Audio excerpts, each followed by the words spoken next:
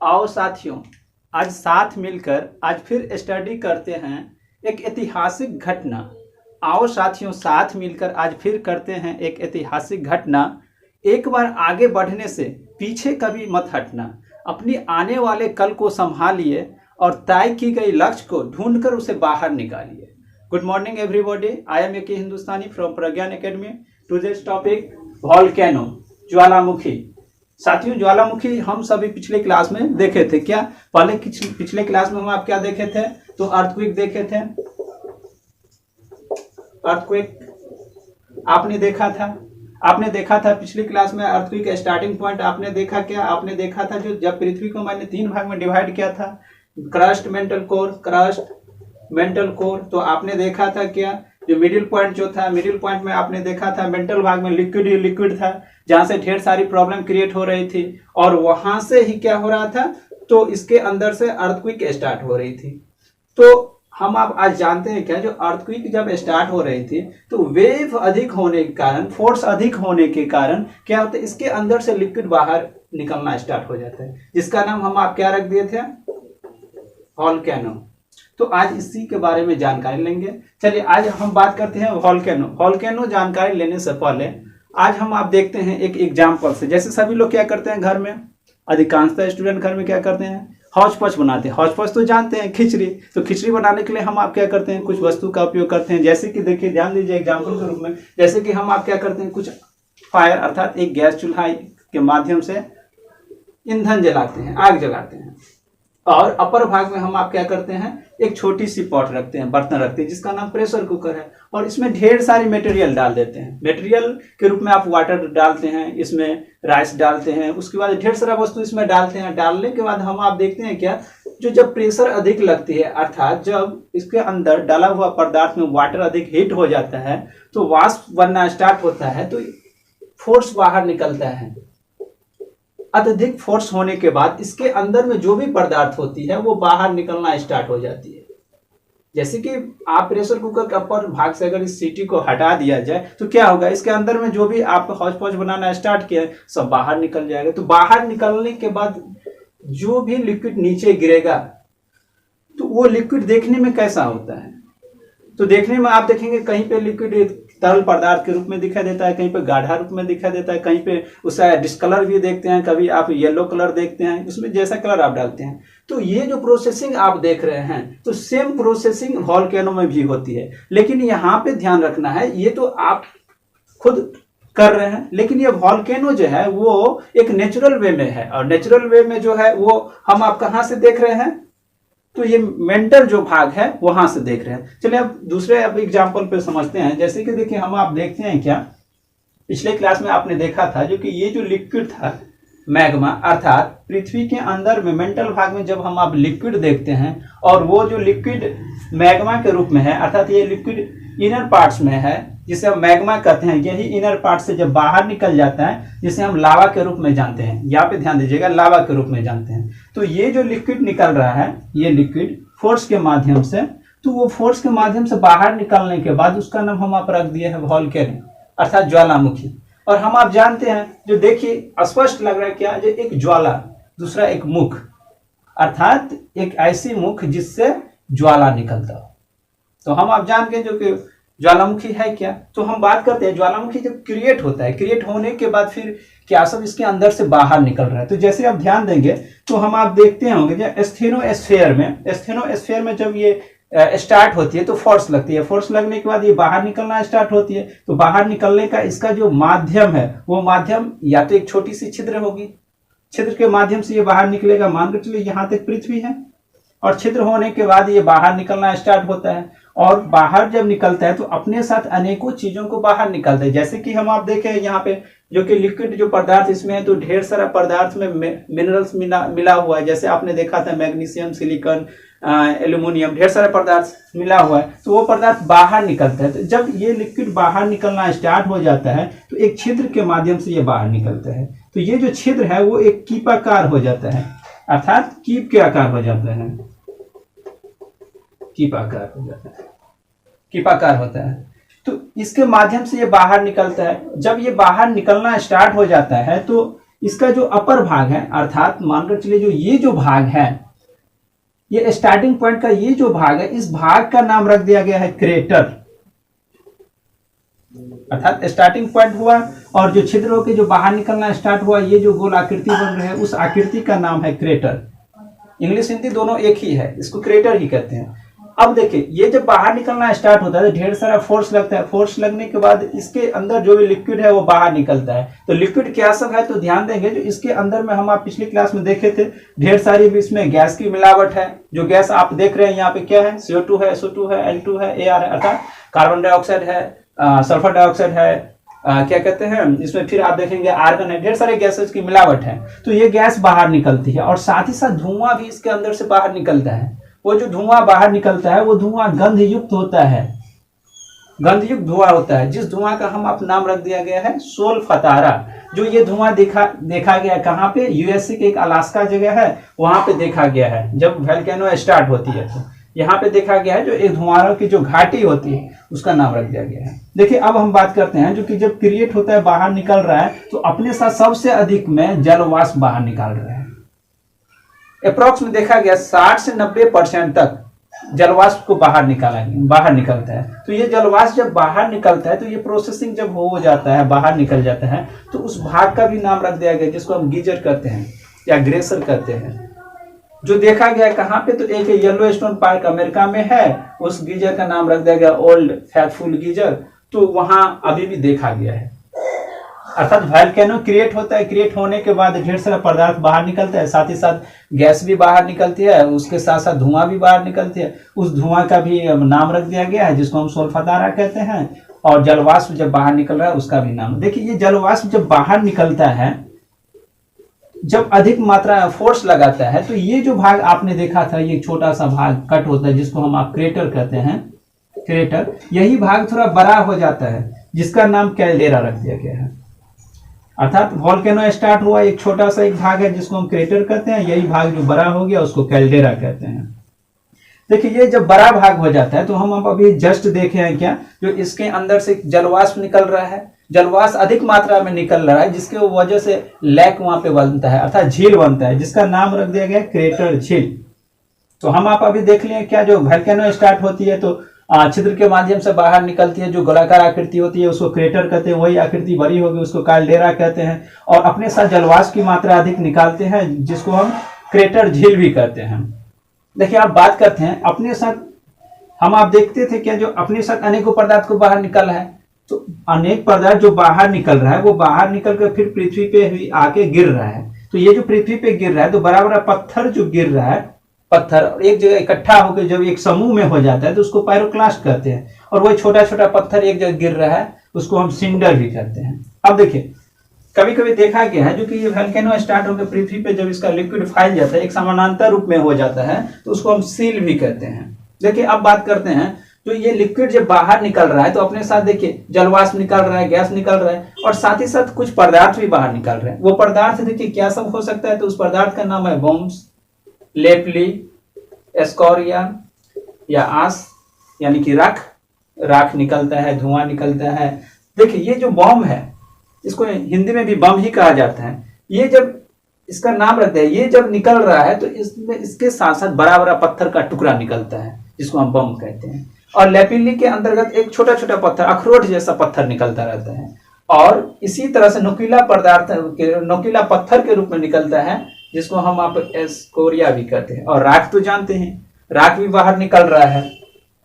अब ध्यान देंगे जो कि ये तो आप पदार्थ देख लिए, जो पदार्थ बाहर निकल रहा है वोल्केनो स्टार्ट होती है। तो अब देखिए अभी जस्ट मैंने बतलाया था क्या, पृथ्वी के इनर पार्ट्स में जो लिक्विड है, गर्म अवस्था में लिक्विड हमेशा रहता है टेम्परेचर के कारण, जिसको हम मैग्मा कहते हैं, यही बाहर जब निकल गया इसको हम लावा कहते हैं। तो इस लावा को भी देखा गया है जो दो रूप में देखा गया, एक एसिड के रूप में, एक बेसिक के रूप में, अर्थात एक अम्लीय एक क्षारीय, क्षारीय को पैठिक भी कहा जाता है। तो ये एसिड के रूप में जो निकलता है तो अपने साथ सबसे अधिक मात्रा में एसिड निकलता है, अर्थात सिलिका निकाल रहा है अधिक मात्रा में। तो अधिक मात्रा में सिलिका निकलने के कारण ये कलर में देखने में पीला कलर को दिखाई देता है, ये पीला है, येलो है, ये पीला कलर में दिखाई देता है जो काफी गाढ़ा होता है। तो अब हम आप जानते हैं जो कि कोई लिक्विड अगर गाढ़ा होता है तो उसको अगर इनर पार्ट से अगर बाहर निकल रहा है तो उसका डिस्टेंस अधिक नहीं होगा। जैसे कि एग्जांपल समझते हैं, मान के चलिए जो एक गिलास अगर वाटर नीचे गिरा देते हैं और एक गिलास मानकर चलिए शहद गिरा देते हैं, गाढ़ा होता है शहद गिरा देते हैं, तो हम आप देखते होंगे जो वो डेंसिटी के रूप में जो फैल रहा है तो उसकी फैलाव कम होगा। क्यों? इसलिए कम होगा क्योंकि हम आप देख रहे हैं जो गाढ़ा के रूप में है अर्थात इसकी डेंसिटी अधिक होने के कारण नहीं फैल पा रहा है। तो देखिए अब ध्यान देंगे, जो कि एसिड के रूप में जो अम्लीय भाग में ये सिलिका निकल रहा है वो पीला कलर होता है और काफी गाढ़ा होता है, जिसके कारण होता क्या है, जो पहाड़ का जो निर्माण होता है, पर्वत का जो निर्माण होता है, तो ये पर्वत का निर्माण में अब जब ये गाढ़ा भाग हो गया, गाढ़ा अधिक है ये एसिड, तो गाढ़ा होने के कारण क्या होगा, तो इसका हाइट अधिक हो जाएगा। ये एरो ऊंचाई की मैंने हाइट का यहाँ पे सिंबल दिए हैं, जो हाइट अधिक हो जाएगा लेकिन चौड़ाई कम होगा। चौड़ाई कम क्यों होगा वो आप देख लिया, जो गाढ़ा के कारण। अब देखिए लावा के दो रूप में जो आप देख रहे हैं, एक देख रहे हैं जो बेसिक अर्थात क्षारीय या पैठिक के रूप में, उसमें देख रहे हैं जो सिलिका जो निकलते हैं, सिलिका इसके अपेक्षा कम निकल रहा है। इसके अपेक्षा कम निकलने के कारण यहाँ पे क्या हो रहा है, तो ये देखने में ब्लैक कलर होता है या डार्क कलर होता है। तो ये ब्लैक या डार्क कलर जो होता है वो तरल पदार्थ के रूप में निकल रहा है, यानी तरल रूप में निकल रहा है। तो इससे पता चल रहा है क्या, जो ये तरल रूप में निकल रहा है तो क्या होगा, इसका अब सेम प्रोसेस ऐसे ही अगर पहाड़ का निर्माण होगा तो इसमें देख रहे हैं तरल पदार्थ निकलेगा, तो तरल पदार्थ निकलने में क्या होगा, इसका ऊंचाई तो कम हो जाएगा लेकिन डिस्टेंस अर्थात इसका अगर चौड़ाई देखा जाए तो चौड़ाई अधिक होगा। क्योंकि अभी जस्ट हम आप एग्जांपल में देख लें, जो कोई गाढ़ा वस्तु को अगर गिरा रहे हैं या कोई मान के चलिए तरल पदार्थ मान के चलिए मिल्क को गिरा रहे हैं या वाटर को गिरा रहे हैं, तो देख रहे हैं उसकी फैलाव। तो ठीक इसी तरह से यहाँ देख रहे हैं क्या, जो कि अगर सिलिका अगर निकल रहा है बेसिक के रूप में तो क्या हो रहा है, जो इसकी ऊंचाई तो कम हो रहा है लेकिन चौड़ाई अधिक हो रहा है। तो आपने देखा क्या, जो लावा जो निकल रहा है वो भी दो रूप में, एक एसिड एक बेसिक के रूप में। एसिड के रूप में आपने देखा क्या, जो कि अम्लीय पदार्थ के रूप में सिलिका जो निकल रहा है वो सिलिका अधिक मात्रा में निकल रहा है, जो पीला कलर का होता है। गाढ़ा होने के कारण क्या हो रहा है, इसका पहाड़ का जो निर्माण हो रहा है ऊंचाई अधिक हो रहा है, चौड़ाई कम हो रहा है। लेकिन फिर बेसिक के रूप में अर्थात क्षारीय या पैठिक के रूप में देख रहे हैं, तो इसके अंतर्गत हम आप क्या देख रहे हैं, जो कि ब्लैक कलर या डार्क कलर का होता है और इसका तरल पदार्थ क्या कहते हैं, तरल पदार्थ अधिक होने के कारण इसमें क्या हो रहा है, तो ऊंचाई कम हो रहा है, चौड़ाई अधिक हो रहा है। ठीक, अब देखिए अब फिर आगे बात करते हैं। साथियों देखिए अब बात करते हैं टाइप्स ऑफ वोल्केनो अर्थात ज्वालामुखी का प्रकार कितना है। तो मुख्य रूप से देखा गया दो ही प्रकार है, जैसे कि आप देखते होंगे, जो एक उद्गार के अनुसार एक समय के अनुसार। अर्थात आप देखिए अगर ज्वालामुखी को दो भाग में डिवाइड किया गया है, तो एक किसके रूप में, एक उद्गार के रूप में और एक समय अवधि के रूप में। अर्थात क्या क्रिएट जो हो रहा है उसके अकॉर्डिंग, एक टाइम टू टाइम। तो क्रिएट जो हो रहा है उसके अकॉर्डिंग अगर देखा जाए तो एक है केंद्रीय उद्गार और दरारी उद्भेदन। अब देखिए केंद्रीय उद्गार आखिर कहते हैं किसको है, तो जैसे कि आपने देखा फर्स्ट वीडियो में, आपने क्या देखा, आपने देखा क्या, जो अर्थक्वेक जो स्टार्ट हो रहा है तो कीपा आकार पे बाहर निकल रहा है मैग्मा लावा के रूप में, और ये जो भाग है ये भाग एक क्रेटर का रूप ले रहा है। अर्थात कहीं ना कहीं हम देख रहे हैं जो एक छिद्र के माध्यम से बाहर निकल रहा है, और वो जो छिद्र के माध्यम से बाहर निकल के क्रेटर का जो भाग बन रहा है इसके रूप में दिखाई दे रहा है केंद्रीय मार्ग के रूप में या केंद्रीय उद्गार के रूप में। अब देखिए अब हम बात करते हैं दरारी उद्भेदन। जैसे कि आपने देखा क्या, जो कि बड़ा बड़ा प्लेट है, आपने देखा था प्लेट टेक्टोनिक के अंतर्गत, मैंने आपको अर्थक्वेक में ही समझा दिया था। जो प्लेट टेक्टोनिक के अंतर्गत आपने देखा क्या था, डाइवर्जेंट के रूप में आपने कई बार देखा था क्या, जो एक देखे थे क्या, कन्वर्जेंट, डाइवर्जेंट, ये सब देखे थे, ट्रांसफॉर्म, ये सब देखे थे। तो आप देख रहे थे क्या, जो कि एक प्लेट है जिसमें फोर्स एक इधर से लग रहा है, एक फोर्स इधर से लग रहा है। अगर फोर्स एक इधर से लग रहा है, एक इधर से लग रहा है, तो ये जो प्लेट है इस प्लेट में कहीं ना कहीं क्या होगा, वेव पैदा होगा। जब मान लीजिए कोई एक वस्तु है या दो आदमी अगर खींच रहे हैं तो कहीं ना कहीं तो कट होगा ही। तो मानकर चलिए अगर यहाँ एक प्लेट है, इसमें जो कट होगा तो इस तरह से वाइब्रेट होगा, इस तरह से वेव निकलेगा बाहर। तो ये जो वेव बाहर निकल रहा है तो ये किसके रूप में, एक दरार के रूप में निकल रहा है। तो इसके अकॉर्डिंग एक दरारी उद्भेदन भी होता है। अर्थात क्रिएट जब हो रहा है उद्भेदन के रूप में अगर देखा जाए तो इसके अकॉर्डिंग हम आप बात करते हैं, दो टाइप्स होते हैं, केंद्रीय उद्गार और दरारी उद्गार। केंद्रीय उद्गार में आपने देखा जो कीपाकार के रूप में निकल रहा है, क्रिएटर का भाग दर्शाया गया है, और दरारी के रूप में आपने देखा एक प्लेट के मिडिल पॉइंट या कहीं भी क्या हो रहा है, जो दरार हो रहा है जिसके माध्यम से ये बाहर निकल रहा है। चलिए अब टाइम के अनुसार देखें, अकॉर्डिंग टू ड्यूरेशन अगर देखा जाए, समय अवधि के अनुसार देखा जाए, तो समय अवधि के अनुसार वोल्केनो को तीन भाग में डिवाइड कर दिया गया है, एक active volcano, dormant volcano, extinct volcano.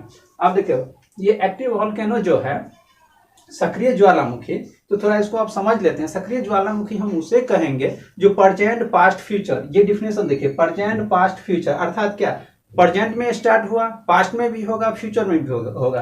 अर्थात मानकर चले जो एक ज्वालामुखी अगर स्टार्ट हो गया है तो ये कभी भी बंद नहीं होगा, कभी बंद नहीं होगा। वैसे देखा गया है जो पूरे विश्व में अगर देखा जाए तो इसकी संख्या अभी 500 है। जो कुछ इंपोर्टेंट है जिसका नाम मैं यहाँ पे एक्सप्लेन किया हूँ, जैसे आप देखेंगे जो एक बैरन है जो कहाँ पे है, भारत में है। एक है स्ट्रोम्बोली एटना जो इटली में है।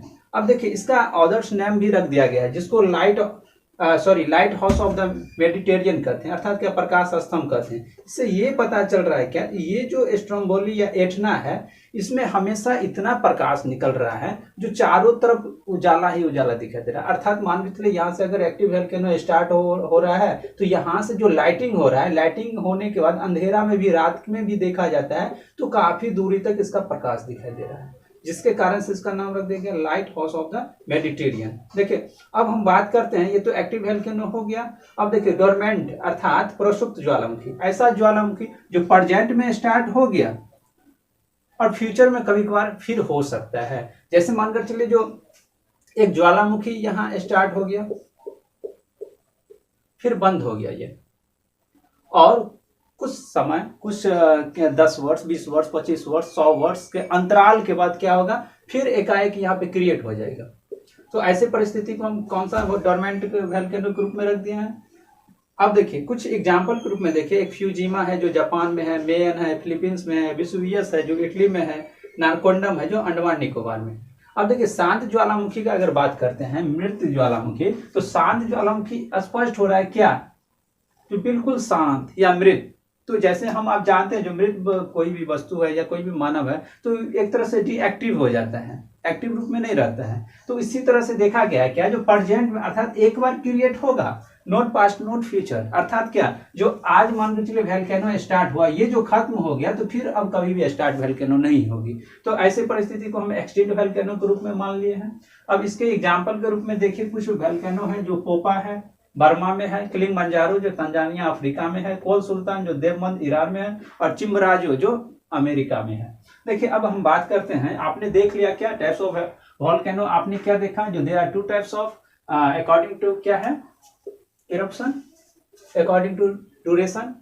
अब हम बात करते हैं उद्गार के रूप में, आपने 2 भाग देख लिया, एक केंद्रीय उद्गार, केंद्रीय उद्गार के एग्जाम्पल आपने समझ लिया, दरारी उद्भेदन वो भी आपने एग्जाम्पल समझ लिया, और समय के अवधि के अनुसार आपने देख लिया there are 3 types of volcano, active dormant और एक्सटिंक्ट। अर्थात एक्टिव के अकॉर्डिंग आपने देख लिया क्या जो कि एक बार एक्टिव होता है, अर्थात प्रेजेंट में हुआ तो पास्ट में भी होगा, फ्यूचर में भी होगा, लेकिन डोरमेंट में ऐसा नहीं है, प्रेजेंट में हुआ तो देखा जाता है, पास्ट में नहीं फ्यूचर में कभी हो सकता है।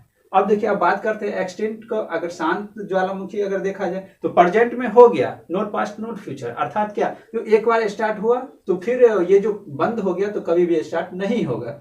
अब एग्जाम्पल के रूप में कुछ नाम दे दिया गया है, इसमें इंपॉर्टेंट आपका बैरन है जो बराबर क्वेश्चन पूछा जा रहा है, फ्यूजिमा है जो जापान में है ये भी क्वेश्चन पूछा जा रहा है, और ये किलिमंजारो ये क्वेश्चन बराबर उठाया जाता है। अब देखिए अब ध्यान देना है जो कुछ ऐसा ज्वालामुखी है जो सबसे ऊंचा है, सबसे एक्टिव है, सबसे शांत है, उस ज्वालामुखी का नाम लिख दिए गए हैं। जैसे कि देखिए विश्व का सबसे ऊंचा ज्वालामुखी पर्वत कहाँ है, कोटापेक्सी इक्वाडोर में है, जो इसका देखा जाए फीट में अगर देखा जाए तो 19,613 फीट है।